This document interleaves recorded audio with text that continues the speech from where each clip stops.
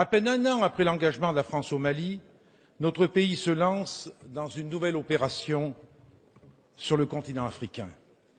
Après l'opération Serval, qui devait s'achever en juillet dernier, le président de la République vient de déclencher l'opération Sangaris, qui se traduit par le déploiement de 1600 soldats français. Il s'agit de la 50e intervention française en Afrique subsaharienne depuis les indépendances d'il y a 50 ans. Cette intervention en Centrafrique s'inscrit dans une longue lignée d'opérations menées par les troupes françaises dans cette colonie, indépendante officiellement depuis 1960, en proie à la pauvreté, à l'instabilité et au conflit. Autant d'interventions qui n'ont jamais permis de répondre aux maux qui gangrènent la Centrafrique. La Centrafrique, si elle n'est pas dénuée de ressources naturelles, est classée parmi les États les plus pauvres de la planète, occupant la 160e place sur 177 selon le classement de l'indicateur de développement humain du Programme des Nations Unies pour le développement.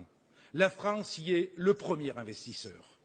Il est impossible, dès lors, de prendre part à ce débat sur l'engagement des troupes françaises en Centrafrique sans ouvrir le dossier de la France-Afrique. Tous les 10 ans ou presque, un président de la République centrafricaine chasse l'autre par un coup d'État, derrière lequel la France n'est jamais très loin. Le peuple centrafricain a ainsi vu défiler des personnages insensibles à son sort, aussi corrompus qu'irresponsables. Les uns après les autres, les dictateurs ont été choisis et maintenus au gré de nos intérêts, entre guillemets, mais aussi pour protéger des bases militaires françaises dans ce pays considéré comme un porte-avions au centre de l'Afrique, utilisé lors de nombreuses interventions militaires dans la région.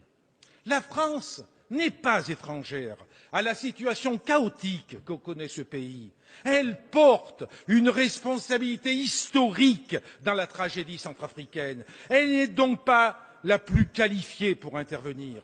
C'est un paramètre que nous ne pouvons pas ignorer, même si, je le dis clairement, il n'est pas question de tergiverser pour la protection des populations civiles, premières victimes des violences sanglantes qui déchirent ce pays.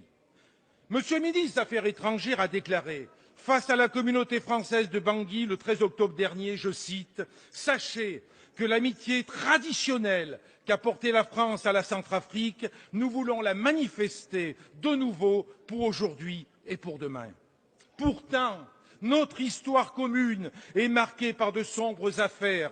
Nous gardons en mémoire le pitoyable sacre de l'ancien sous-officier de l'armée française devenu l'empereur Bokassa Ier en présence de la diplomatie française. Malgré ce soutien, le président Valéry Giscard d'Estaing a décidé de débarquer son ancien ami devenu trop encombrant, incontrôlable, qui menaçait nos intérêts pour installer au pouvoir le président David Dacko pour ensuite favoriser la dictature du général Kolimba.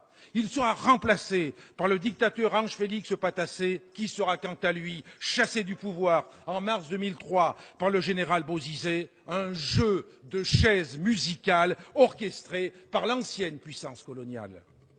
En 2007, face à la multiplication des mouvements rebelles sous influence soudanaise et tchadienne, les parachutistes français sautent sur Birao, dans le nord de la République centrafricaine. C'est de ce nord musulman qu'est venue en décembre 2012 l'offensive des rebelles de la Séléka qui, le 24 mars dernier, porta au pouvoir Michel Djotodia. Dans un réflexe hérité de l'histoire, le président Bozizé avait appelé à l'aide la France avant de prendre la fuite. C'est ainsi que l'actuel président centrafricain, est arrivé au pouvoir avec le soutien des rebelles de la Séléka qui sont devenus ses propres ennemis, Michel Djotodia qui en appelait à la France après avoir dissous la coalition rebelle de la Séléka. Aussi, au regard de notre histoire en Centrafrique, on peut légitimement s'interroger sur les différentes motivations d'une nouvelle intervention dans l'ancienne colonie. L'ordre du jour réel du sommet pour la paix et la sécurité en Afrique qui s'est tenu à Paris il y a quelques jours était clair. Avant de parler de paix et de sécurité, Paris et ses alliés du continent africain se sont intéressés à leurs préoccupations économiques et financières. Ce sommet est avant tout une offensive diplomatique pour la sauvegarde des intérêts de la France en Afrique. riche de ses ressources naturelles, mines d'or, de diamants, de mercure, d'uranium, de fer, mais aussi culture du manioc, de bananes, de maïs, de café, de tabac, de coton, de canne à sucre, une forêt de 3,8 millions d'hectares aux essences précieuses, la République centrafricaine suscite l'intérêt du monde des affaires et du monde politique. Pourtant, ce n'est pas de cet intérêt dont le peuple centrafricain a besoin. Le peuple centrafricain a besoin que nous l'aidions à profiter pleinement de ses richesses et que nous l'aidions à mettre fin à la situation de confiscation du pouvoir politique et économique aux mains de quelques-uns, car les germes de la crise actuelle sont aussi d'essence économique et sociale. Le peuple centrafricain a besoin du soutien de la communauté internationale pour que cessent les massacres qui se multiplient alors que les affrontements entre les milices Séléka et anti-Balaka terrorisent la population civile. La terreur et la misère ont déjà poussé un demi-million de réfugiés dans des camps de fortune. Aussi, je le redis, il n'est pas question de tergiverser pour la protection des populations civiles. Pour autant, il convient d'agir avec discernement pour ne pas reproduire les erreurs du passé. C'est pourquoi, dans les circonstances que je viens d'évoquer, il revient aux Africains et à toute la communauté internationale d'aider ce peuple en danger. Or, derrière l'unanimité de la résolution onusienne autorisant le recours à la force, la réaction internationale est en réalité d'inspiration franco-française et sa teneur est purement militaire. En effet, le texte adopté par les 15 pays membres du Conseil sur proposition de la France autorise les soldats en Centrafrique à, je cite, prendre toutes les mesures nécessaires pour soutenir la MISCA dans l'accomplissement de son mandat. Dans ce cadre, la France va tripler son contingent sur place. L'Afrique demeure bien un terrain d'action militaire pour la France, ce qui fait d'ailleurs regretter à Amnesty International et à la Fédération internationale des ligues des droits de l'homme l'absence de mise en place plus rapide d'une véritable force de mission de la paix des Nations unies. Vous l'avez compris, nous avons, pour qualifier le sentiment qui nous anime, un réel malaise face à cette intervention. Nous pensons en effet que la France n'a pas vocation à jouer le rôle de gendarme de l'Afrique. Les valeurs anticoloniales, toujours défendues par les communistes, nous l'interdisent. Ces valeurs de solidarité doivent, au contraire, nous pousser à mettre sur pied un partenariat équitable et durable, un système d'aide au développement plus efficace, plus proche des populations. Ces valeurs nous obligent également à rompre définitivement avec la France-Afrique et à encourager les démocrates africains et les diasporas militantes pour faire tomber les honteuses tyrannies africaines qui n'ont que faire des peuples qui ne cessent de s'appauvrir. Ces dictatures qui préfèrent défendre des intérêts des firmes privées tentaculaires exploitant aujourd'hui 80% des gigantesques gisements africains et dont les bénéfices sont rapatriés dans des paradis fiscaux.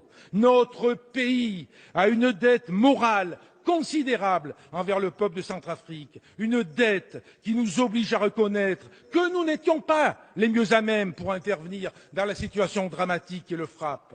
Oui, nous sommes favorables au recours à une force d'interposition sous l'égide de l'ONU, mais une force qui soit multilatérale. Cela suppose que la France ne soit pas la seule à être impliquée sur le terrain aux côtés de la MISCA. C'est la communauté internationale dans son ensemble qui doit être mobilisée. Cette force doit avoir pour mission de créer les conditions d'un cessez-le-feu, d'un secours organisé aux populations en détresse et d'ouvrir la voie à l'état de droit. Elle ne pourra que si elle ne peut être soupçonnée d'agir au nom d'intérêts à préserver dans une ancienne colonie. C'est un lanceur d'alerte que je m'adresse aujourd'hui à vous. Les interventions militaires françaises vont à contre-courant de l'histoire. La mission de la France, c'est de défendre la stabilité et la paix des peuples en Afrique. Notre pays n'a pas vocation à défendre des dictatures et des États artificiels. La mission de la France, pour être en harmonie avec ses valeurs et ses idéaux des Lumières, n'est pas d'être le gendarme de l'Afrique. Elle est de remiser les visions géostratégiques nées du temps de la colonisation pour en écrire d'autres, respectueuses des peuples, respectueuses de leurs richesses, respectueuses de leur souveraineté. Chers collègues, c'est ainsi que la France grandira. Merci, Monsieur Chassaigne. Dans cette identité à laquelle je crois, il y a quelque chose que je suis très attaché, c'est que la France, de toute éternité, a toujours été du côté des opprimés et toujours été du côté des dictateurs.